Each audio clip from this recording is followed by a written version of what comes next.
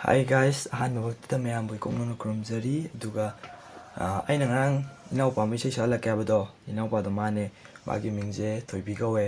ado maje sei je aina track thar ko ina san ge tobane adu track thabaje maje kra haiba wale anum sei je matau oina tamma sala ge do matau tamma ga sak pajida phajai phajade do mayam na haibiro aduga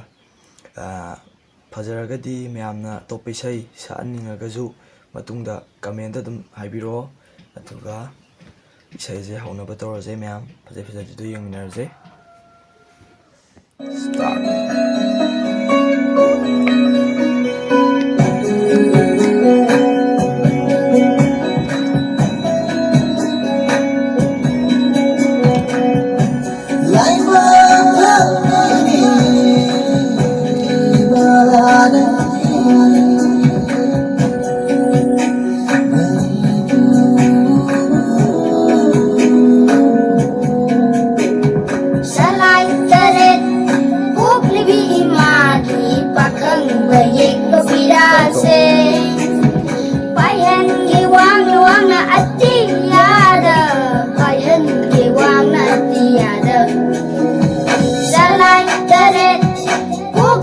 Imagi pakang bayek pasirase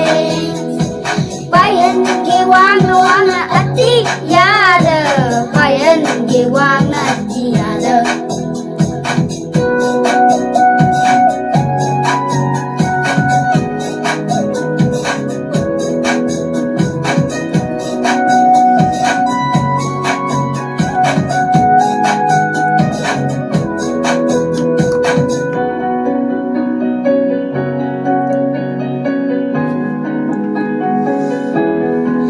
Pangkat benapari namun kayana Sungguh oina balon naina Nganggani imagi ning tambaso Kangang gilaw ranggay oina Pangkat benapari namun kayana Sungguh oina balon naina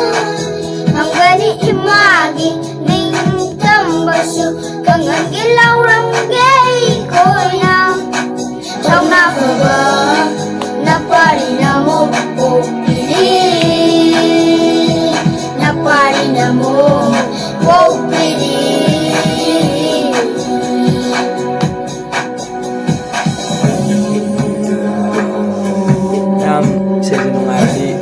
share tobiramo aduga comment mo piramo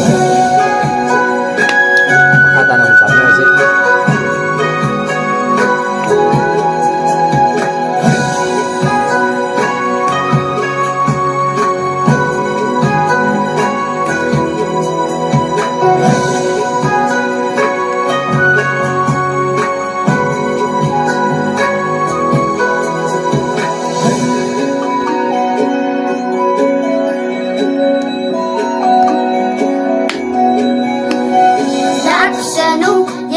Lishing, lishing, kang hange magkoda tambige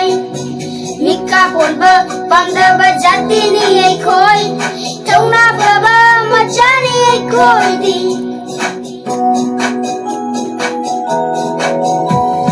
Lakshanu yang na ba lishing, lishing, kang hange magkoda tambige Mika pon ba pangda ba jati ni ay koi Tong na baba machani koi di Lamdam sila upani ay koi Lamdam sila chawani Lamdam sila upani ay koi Lamdam sila sigani Lamdam sila upani ay koi Lamdam sila chawani Lamdam sila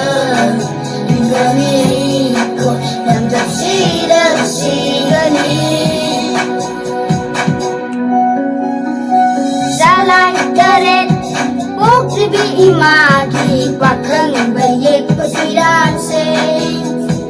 Bayan ge wana wana ati yada Bayan ge wana ati yada